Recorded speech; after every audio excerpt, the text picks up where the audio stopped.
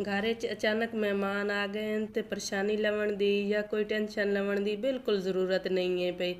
अज मैं अपने भैन भाइयों नाल इतनी ज़बरदस्त रेसिपी लैके आई हाँ, बिल्कुल कम मिसाले तो घर के मिसाले च रेसिपी तैयार हो गई सी।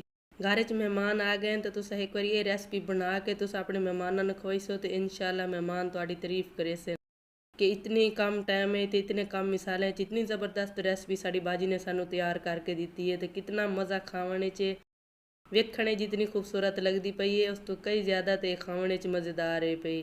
तो इस वीडियो में पूरा विख्या है, पूरा वेखण नाल ही पता चलता है भी है कि इस बाजी ने किवें बनाई है तो किहड़े तरीके नाल तैयार की है। वीडियो पूरा वेखण नाल ही पता चलता है भी है।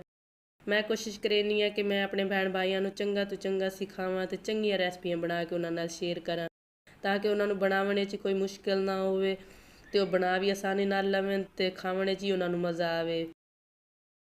तो मैं अपने भैन भाइयों नाल छोटी जी रिक्वेस्ट करनी है कि मेरी वीडियो को लाइक जरूर कर दिता करो। तुसा लाइक करेंदे हो सानू काफ़ी सपोर्ट हो वेंदी है, सानू उम्मीद हो वेंदी है कि साडे भैन भाई साडी वीडियो वेंदे पैन सानू सपोर्ट करेंदे पैन। तो मैंने ये दसना है कि मेरी वीडियो कितों कितों तो किहड़े शहर च वेंदे पे हो, फिर सानू पता लग वेंदा है कि साडी वीडियो किहड़े शहर ते कितों कितों ताईं घूमदी वधी है, किहड़े कोने च घूमदी वधियां पईयां साडी वीडियो। ਜਿਹੜੇ मेरे भैन भाइयों ने मेरे चैनल ਨੂੰ सबसक्राइब किया होया उन्हां दा मैं बहुत ज़्यादा शुक्र अदा करनी हाँ। जिन्होंने नहीं किया वो भी कर लवें ताकि उन्हां तक भी आसान तो आसान तो अच्छियां रेसिपियां पहुँचदियां रहें। तो मैं अज अपने भैन भाइयों नाल शाही चिकन वाइट कौरमे की रेसिपी लैके आई हाँ। इतनी ज़बरदस्त रेसिपी है भई तुहाडे मेहमान खा के खुश हो गए सन, तुहाडी तारीफ करे सन कि साडी बाजी ने कितनी ज़बरदस्त रेसिपी बना के साडे नाल शेयर की है, सानू खवाई है भई।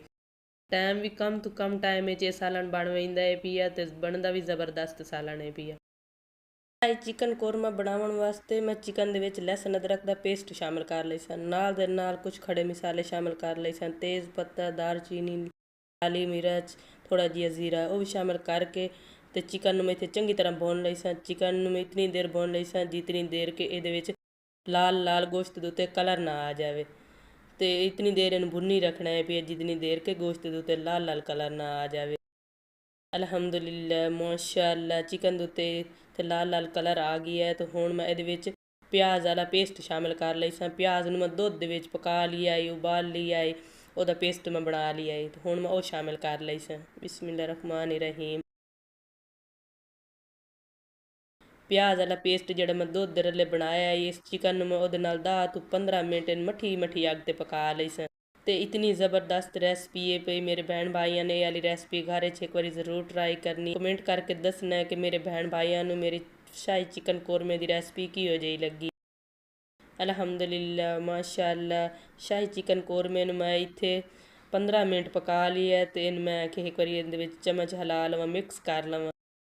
हुण इहदे विच मैं कुछ पाउडर मिसाले शामिल कर लई सा, काली मिर्च, नमक, जीरा, खुश्क धनिया पाउडर। बस ये 2 तो 3 मिसाले जावने ने, कोई ज़्यादा मिसाले नहीं शामिल करने, बस 2-4 मिसाले शामिल करके इतनी ज़बरदस्त कढ़ाई तैयार कर लेनी है। इंशाल्लाह दिल खुश हो इसी मेरे भैन भाइयों का।